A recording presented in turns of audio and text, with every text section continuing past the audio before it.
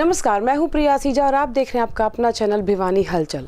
गुरुवार दोपहर खबर लिखे जाने तक जिले में कोरोना पॉजिटिव के 51 नए मामले सामने आए, जिसके साथ ही जिले में एक्टिव केसेस की संख्या 293 हो गई, जिसमें से 191 मरीज ग्रामीण है जबकि 102 मरीज शहरी बताए गए। भिवानी जिले में कोरोना के संक्रमण केसेस के 51 नए केस आने के बाद एक्टिव केसेस की संख्या 293 हो गई है। वहीं प्राप्त जानकारी के अनुसार कोविड-19 की अधिकतम पाबंदियां हटा दी गई है, लेकिन फिर भी स्वास्थ्य विभाग ने सभी से सावधानियां बरतने की अपील की है, क्योंकि अभी तक कोरोना समाप्त नहीं हुआ है। लाठी और गोली के बल पर आवाज को दबाया नहीं जा सकता, ये कहते हुए आज आशा वर्कर्स ने जमकर हंगामा किया। अंबाला जा रहे इन वर्कर्स को पुराना बस स्टैंड और महम गेट पर पुलिस ने घेराव किया, जिसके चलते दोनों का आपसी टकराव हुआ और जमकर हंगामा भी हुआ। आपको बता दें कि आशा वर्कर्स अपनी मांगों को पूरा करवाने तथा समस्याओं के समाधान के लिए स्थानीय सिविल अस्पताल परिसर में 7 अगस्त से धरना प्रदर्शन करती आ रही हैं। वहीं अंबाला की तरफ कूच कर रही आशा वर्कर्स और सीटू नेताओं को जब पुलिस ने रोकने का प्रयास किया तो हंगामा खड़ा हो गया। जोरदार नारेबाजी करते हुए आशा वर्कर्स ने सरकार को चेताते हुए कहा कि समय रहते सरकार उनकी मांगे माने, अन्यथा आगे आंदोलन के दौरान जो नुकसान होगा उसका खामियाजा प्रदेश सरकार को भुगतना पड़ेगा। आशा वर्कर्स का कहना है कि स्वास्थ्य क्षेत्र में सबसे अधिक सक्रिय स्वास्थ्य कार्यकर्ता आशा सहयोगी ही हैं, जो कोरोना महामारी के दौर में अपनी जान को जोखिम में डालकर जनता को बचाने का काम कर रही हैं। फिर भी सरकार उनकी जायज़ मांगें नहीं मान रही है। आशा वर्कर्स यूनियन के प्रधान मनकोर, जनवादी महिला संगठन के संतोष देसवाल, आशा वर्कर्स यूनियन से जिला सचिव सुशीला का कहना है कि पूरे प्रदेश में आशाएं 7 अगस्त से लगातार सरकार के साथ हुए समझौते को लागू करवाने तथा प्रदेश की जनता को बेहतर सुविधाएं प्रदान करने के लिए आंदोलन कर रही हैं, परंतु सरकार ने उनकी मांगों का आज तक कोई समाधान नहीं निकाला है। ये कहना है जो हरियाणा सरकार आज उत्पीड़न की कार्रवाई कर रही है, कर्मचारियों की मांगे मानने के बजाय उत्पीड़न की कार्रवाई पर रहा है, जिसका नंगा नाच भिवानी प्रशासन के द्वारा आज किया जा रहा है। हमने 3 बार बसों को किया, इन्होंने 3 बार बसों वालों को नटवाया है और आखिरी में इम्पाउंड की धमकी दे करके हमारे साधन रोक लिए गए हैं। ये जो आज की प्रदर्शन पे रुकावट लगाई जा रही है, जो एस्मा लगाई जा रही है, आने वाले टाइम में खट्टर और दुष्यंत पर हरियाणा की सरकार है। मेरा नाम सुशीला है, मैं जिले की सेक्रेटरी हूँ और हमारा प्रोग्राम था अम्बाला जाने का और हमने सारे जिले सभी हरियाणा की सभी आशा वर्करों को अम्बाला पहुंचना था। हम अपनी तैयारी में लगे हुए थे। सीआईडी वालों के फोन आए हैं और शाम को हमें धमकी दे रहे हैं। घर पे भी हमारे पहुंचे हैं।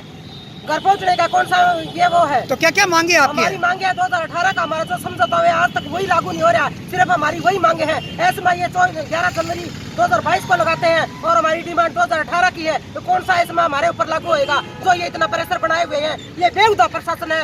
ये किसी महिला की ये पीड़ा को नहीं समझ पाता और ये कहने को तो कुछ कहते हैं कि लड़की बचाओ, बेटी पढ़ाओ और बेटी पढ़ाओ, और ये हर दिन महिलाओं को प्रताड़ित करने पर ये उतरे हुए हैं।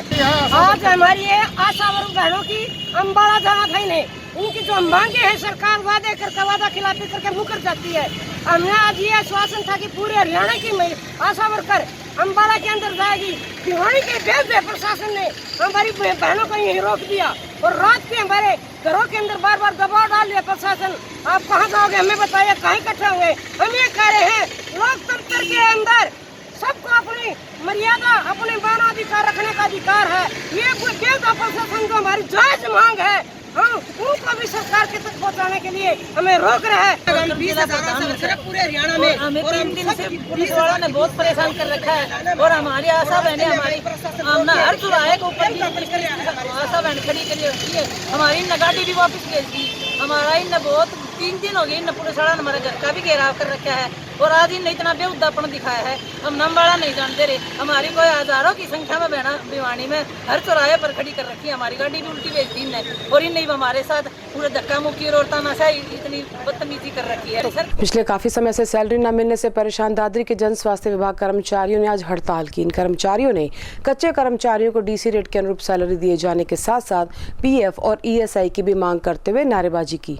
चरखी दादरी में जन स्वास्थ्य विभाग के कर्मचारियों ने पिछले काफ़ी समय से सैलरी न मिलने से परेशान होकर हड़ताल की, जिससे जन स्वास्थ्य विभाग कर्मचारियों ने बताया कि कच्चे कर्मचारियों को डीसी रेट के हिसाब से सैलरी दी जाए व पीएफ और ईएसआई की सुविधा भी प्रदान की जाए। पिछले काफ़ी लंबे समय से सैलरी नहीं मिली है, जिसकी वजह से गुजारा करना बड़ा मुश्किल हो गया है। वहीं कर्मचारियों ने प्रशासन के खिलाफ नारेबाजी की। जन स्वास्थ्य विभाग कर्मचारी अभियंता संजीव त्यागी ने कर्मचारियों की मांग को लेकर कहा कि जल्द ही सभी कर्मचारियों की सैलरी दी जाएगी और हमारा प्रयास है कि किसी भी कर्मचारी को सैलरी से संबंधित कोई भी शिकायत ना रहे। मनोज कुमार जी, बताइए। देखो जो हमारी मांग है या तो सरकार हमारी मांगे पूरी कर दे। जो हमारे कर्मचारी भाई बैठे हुए हैं, हमारे इनके साथ जो हमारा वेतन जो बकाया है या वो वेतन दे दो हमारा, तो हम शिविर व्यवस्था के जो हमारी जिम्मेवारी हम सुचारू रूप से जितने हम चला रहे हैं वो मेहनत करेंगे। अगर हमारे कर्मचारियों को पेमेंट नहीं मिलेगी तो कैसे हम उनके काम का भी दबाव नहीं डाल सकते इनके ऊपर भी काम करो। देखो काम तो सारी चीज़ एक साथ होके चलता है, ठीक है। जब जहाँ से कंप्लेंट आती है, कोई लाइन ब्लॉकेज होती है, हम अपने नीचे वाले को आदेश देते हैं भाई इधर चलो, अपने पहले ये व्यवस्था सुधारनी है। जैसे कोई मेन लाइन का हो गया, कि थोड़े दिन पहले अपने त्रिकोणा पार्क से जो समझपुर एसटीपी को जो लाइन गई हुई थी वो डैमेज हो गई थी, उसके कारण अब भी शहर में कई जगह पानी भरा हुआ है। हमारे एक मांग तो ये बड़ी मांग तो ये है कि सभी कर्मचारियों को डीसी रेट पे लिया जाए, और जो हरियाणा ने विभाग बनाया है कौशल रोजगार विभाग, उसमें जल्दी से जल्दी लिया जाए और सारे कर्मचारियों की तनख्वाह दी जाए। और जितनी पेंडिंग मांग है इनकी, छोटी छोटी मांग है, किसी को कोई कर्मचारी की है, कोई बदली की है, और ये मांगे हैं ये पूरी करी जाए। और हमारी कोई मांग नहीं है, और आगे अगर ये मांग हमारी नहीं मांगी गई तो फिर हम भारी आंदोलन करेंगे। ये हमारी चेतावनी है सरकार को। धार्मिक कार्यक्रम से प्रसाद लेकर घर लौट रही 3 बहनों को एक अनियंत्रित कार ने अपनी चपेट में ले लिया। हादसे की शिकार इन लड़कियों को तुरंत अस्पताल ले जाया गया, जिनमें से छोटी बहन ने रास्ते में ही दम तोड़ दिया, जबकि बाकी 2 में से एक की गंभीर स्थिति को देखते हुए उसे पीजीआई रोहतक रेफर किया और तीसरी का भिवानी सामान्य अस्पताल में उपचार चल रहा है। प्राप्त जानकारी के अनुसार राजगढ़ रोड पर धार्मिक कार्यक्रम का आयोजन किया गया था। शाम को कार्यक्रम के समापन पर प्रसाद वितरण के बाद कार्यक्रम में शामिल लोग अपने घरों की तरफ वापस आ रहे थे। इनमें 3 बालिकाएं भी शामिल थी। जैसे ही वे पुलिया के पास पहुंची तो सामने से आ रही तेज गाड़ी 3 बच्चों को टक्कर मारकर चली गई। हादसे के बाद कार चालक गाड़ी समेत फरार हो गया। लोगों ने घायल बच्चियों को तुरंत अस्पताल में पहुंचाया, जहां से चिकित्सकों ने उन्हें भिवानी रेफर कर दिया। भिवानी ले जाते समय रास्ते में गंभीर रूप से घायल पूर्वा की मौत हो गई, जबकि उसकी बड़ी बहन इच्छा को भिवानी के प्राथमिक उपचार के बाद चंडीगढ़ पीजीआई रोहतक रेफर कर दिया गया। वहीं तीसरी लड़की विशाखा को भी भिवानी की चौधरी बंसीलाल सामान्य अस्पताल में इलाज चल रहा है। पुलिस ने मौके पर पहुंचकर पूर्वा का पोस्टमार्टम करवाकर शव को परिजनों के हवाले कर दिया। ये ऐसे जी बच्चे मंदिर में गए थे, मंदिर में धोख लगा के रविदास मंदिर में और वापस आ रहे थे। एक तेज़ रफ्तार गाड़ी थी और नीचे ले जा करके रोड से साइड में, और वहाँ जाके उसने टक्कर मारी है, जो लापरवाही से चला रहा था। 4 बच्चे थे, एक पूर्वा, एक विशाखा, एक इंछा और एक बच्चा और छोटा, उसका नाम दिमाग में नहीं है।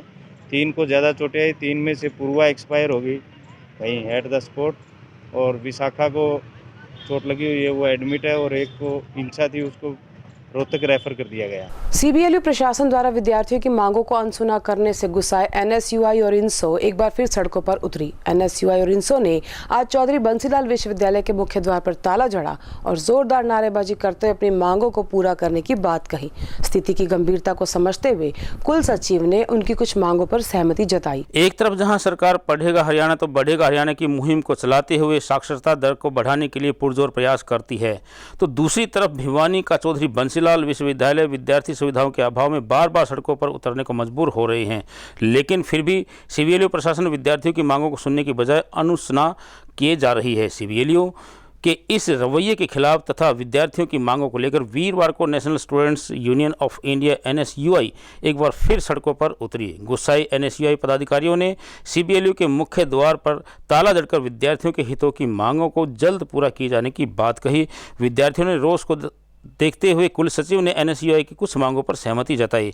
इस मौके पर सीबीएलयू ने अन्य विश्वविद्यालयों की तर्ज पर सीबीएलयू ऑनलाइन परीक्षाएं आयोजित करवाने की मांगें पूरी किए जाने का आश्वासन दिया।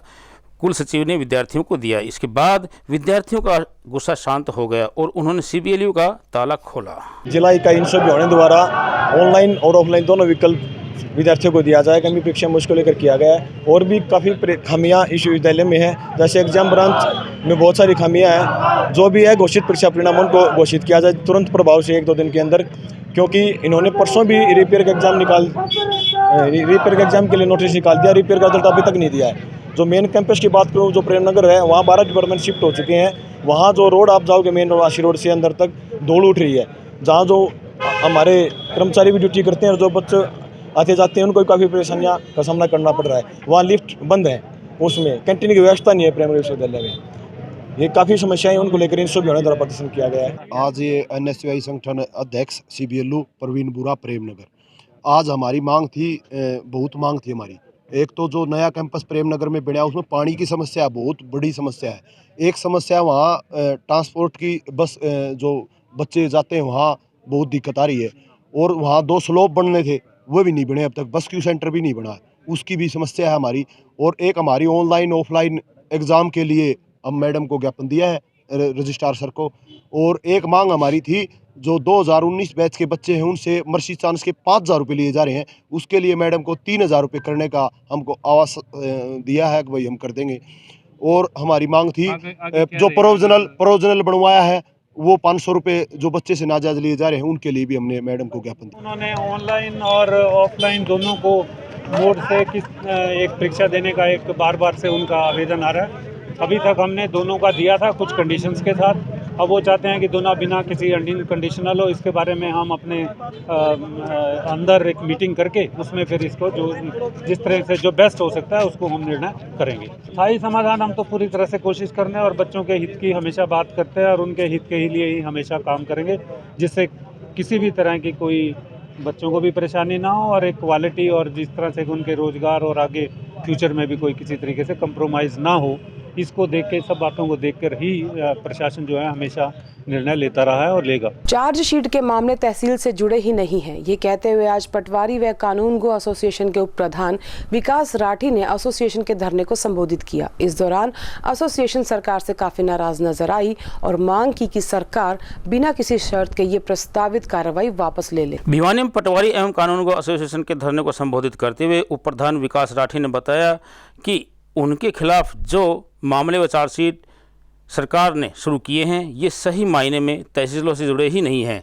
जिला नगर योजनाकार ने जानबूझकर अवैध कॉलोनियां बनाने की आज्ञा दी। उन्होंने कहा कि सच बात तो ये है कि उनकी कोई गलती नहीं है, पर वो अंधेरे में अंधेर नगरी चौपट राजा वाली बात यहाँ पर साबित होती है कि फांसी उसे ही लगेगी जिसके गले में फांसी का फंदा फिट आएगा। किसी के खिलाफ आज तक कोई कार्रवाई नहीं हुई, जबकि राजस्व विभाग के 5 अधिकारियों के खिलाफ ऐसा हुआ है। जो विभाग सरकार के इस कार्य में मुस्तैद सैनिक की तरह जुटा रहा, आज उसके हर अधिकारी कर्मचारी को जनता की नज़र में चोर बना दिया गया है। उन्होंने कहा कि सरकार हमारे विभाग को किस तरह जनता की नज़रों में गिरा रहे हैं ये निंदनीय है। अतः सरकार बिना किसी शर्त के ये प्रस्तावित कार्रवाई वापस ले और जिस विभाग की वजह से ये मामला शुरू हुआ है उसकी जांच करे। हमारी मांगे ये हैं कि स्टेट यूनियन ने आह्वान किया है कि जो पटवारियों के ऊपर आरोप लगाया है कि उन्होंने गलत तरीके से रजिस्ट्रियाँ करवा दी। पटवारी का रजिस्ट्रियों में कोई योगदान नहीं होता। इन्होंने बताया कि कुछ पटवारियों को नोटिस दिए गए हैं, इन्होंने मौके पर कास्ता भूमि को गैर मुमकिन कर दिया गया। पटवारी को लैंड रिकॉर्ड मैनुअल पैरा 9 के चैप्टर 9 के अनुसार गिरदावरी करने की हिदायत होती है, वो सिर्फ उन हिदायतों के अनुसार गिरदावरी करता है। जो मौके पर दर्शाया जाता है उसी को खसरा गिरदावरी में दर्ज करता है। पटवारी अपने पास से कुछ नहीं करता और न ही पटवारी किसी रजिस्ट्री में सहयोग करता है कि इसको गलत करो ठीक करो। रजिस्ट्री करने में पटवारी का कोई वो नहीं है। पटवारी वही कार्य करता है जो लैंड रिकॉर्ड के अनुसार। पटवारी अपने पास से कुछ नहीं जोड़ता। मौका के ऊपर जो गिरदावरी होती है वही दर्शाता है उसके अंदर। ऊपर से पटवारी को नोटिस दिया गया है कि पटवारी ने गलत कर दिया। ऊपर अपने मंत्री जी हैं वो कहते हैं कि जी जो ठीक होगा वो बच जाएगा, जिसने गलत किया है वो नहीं बचेगा, जिसने गलत किया है वो भुगतेगा। किसी भी पटवारी ने कोई गलत नहीं किया है और न ही करता है, वो सिर्फ हिदायतों के अनुसार कार्य करता है। हम कह रहे हैं जो हमारे साथ पटवारी भाइयों के साथ अन्याय हुआ है उसके खिलाफ 17 और 18 को स्टेट की कार्यकारिणी का फैसला लिया गया कि सांकेतिक धरना दिया जाएगा 2 दिन। अगर जब भी सरकार नहीं मानेगी तो इसको आगे बढ़ाया जा सकता है। और इसी के साथ दीजिए हमारी पूरी टीम को इजाजत। बने रहिए भिवानी हलचल के साथ।